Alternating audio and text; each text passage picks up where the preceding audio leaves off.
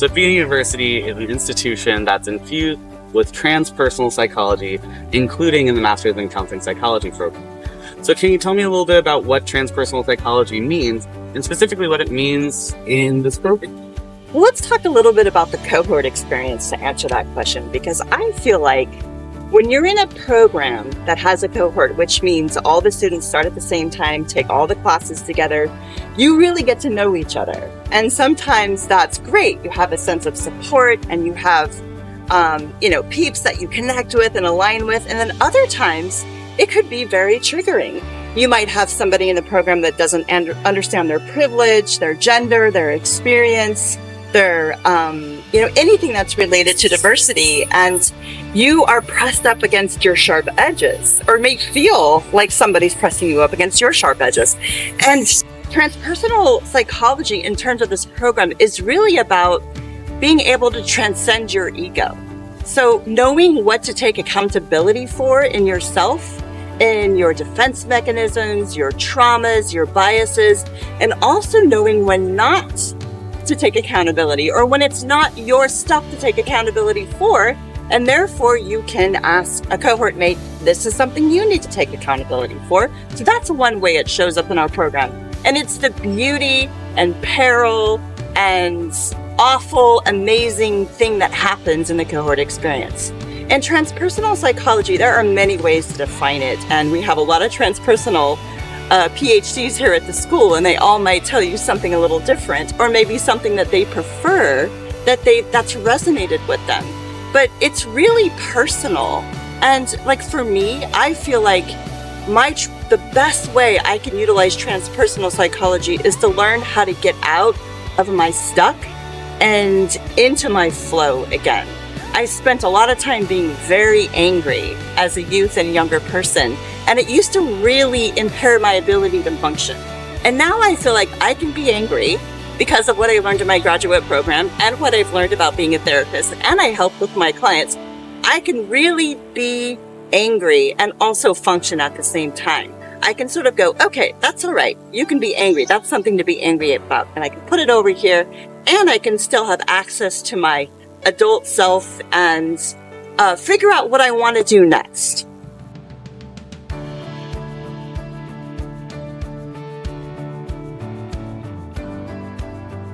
So it's an interesting question, because in our department, we don't necessarily ascribe to the idea of cultural competency, because cultural competency suggests that we can become competent in someone else's lived experience. And while we feel it's our vitally important to our program, to the field of counseling psychology, to do our best to understand different lived experiences, we will never be experts in someone else's life. Yeah. So part of our program is trying to not only expose ourselves to a lot of different lived experiences, to understand intersectionality and how those experiences layer on top of each other, while also unpacking how our own experiences, how our own identities, privileges, areas of oppression have impacted our perspective, so that when we're working with clients, we're not projecting our own things onto their experience, that we're really able to sit with them and hear them and listen in a deep way. At its core, functioning in a culturally aware way is client-centered. It's about listening, it's about openness, it's about recognizing our own defenses and diffusing those so that we can sit with a broad range of experiences, even those that might feel challenging to us or very different from our own experience. So that's the core of what we try to infuse into every class and our curriculum across the board with courses like Power, Culture, and Identity. We're trying to create students, or give students the opportunity to really grow, unpack, unlearn, relearn, and develop a true client-centered, culturally aware.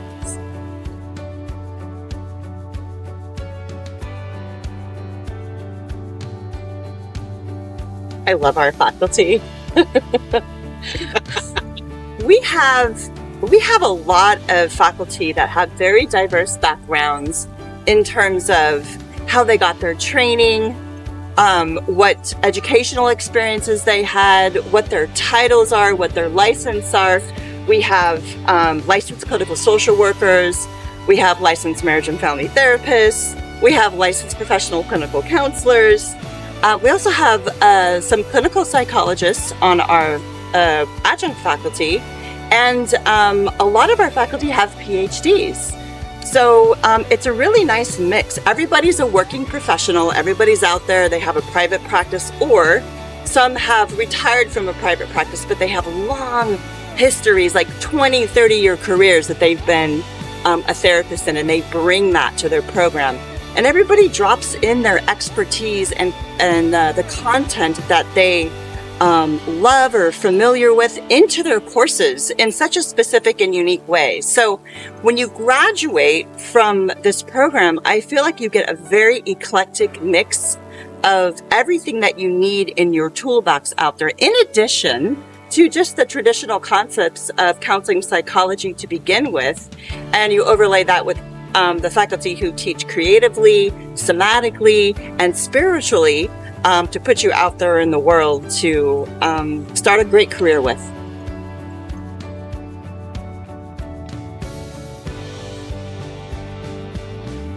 So I think in many traditional programs, you might be focusing on sort of traditional theories, traditional ways of practicing, which often focuses mostly on sort of cognitive, thought-based processes. Our program goes beyond that to really try and look at and incorporate the whole person, not only in how we're sort of conceptualizing treatment, but how we work with that with intervention. So students get to experience that in our classes by incorporating somatic practices, spiritual perspectives, creative approaches to working with clients. So we're really trying to give a whole breadth of experiences. And so our courses not only weave in some of those practices, but we have specific courses. Students are taking Aikido, they're taking sand tray, they're doing process painting. So there's all these different opportunities to learn new strategies. And so when students are able to engage in that way, it's not only adding more tools to their toolkit, and who doesn't like a really robust toolkit, but it's also allowing students to express and explore for themselves. So we're still getting at that personal development that also.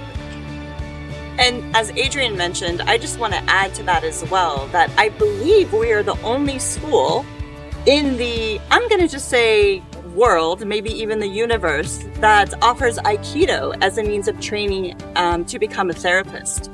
We have Aikido in our program because you can look it up, but Sofia University was started on the principles of Aikido by our founders. But in our program, it really works to help our students understand energetically what's happening in their body and how to harness that energy and utilize that in the room with clients. So again, they're not getting in their way. We also teach a class called the Biz of Psychotherapy, which I believe is very unique to our program as well. We teach students how to build and sustain working professional private practices. We look at the tax structure, we look at commercial real estate, and what's really concerning is a lot of therapists will start a business after they get licensed and have to shut it down within 2 years because they can't sustain it. It's really hard to get out there and market yourself and get clients. So in our program, we really look at that as a part of the educational experience for our students so that they're out there being successful. Becoming a therapist and being a therapist requires a high amount of emotional intelligence. And our program here at Sofia, obviously we have an academic rigor that we follow based upon the scientific evidence of counseling psychology and the Board of Behavioral Science requirements, but we also have an emotional and relational rigor in our program that is designed to help students really look at where they might get in their way, where some of their trauma, their attachment issues, their maybe inability, their anxiety or their inability to communicate are getting in their way. So we can produce not only therapists on the other side, but professionals who have a well-rounded sense of themselves in these three rigors: emotional, relational, and academic.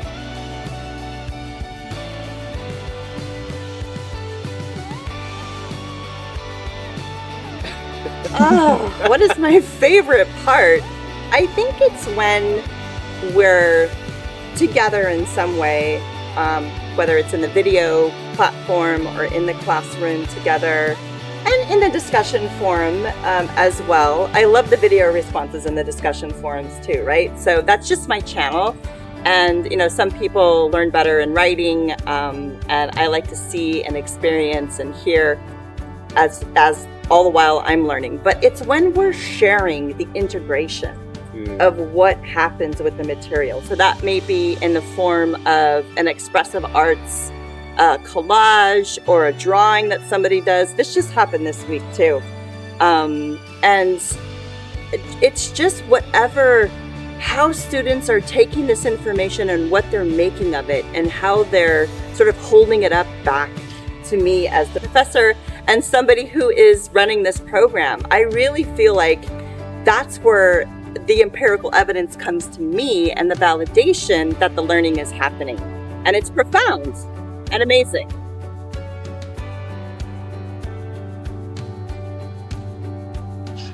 Well, I guess first I kind of want to say that, like, I never really pictured myself in academic spaces. I thought I was too weird, too irreverent, too whatever, right?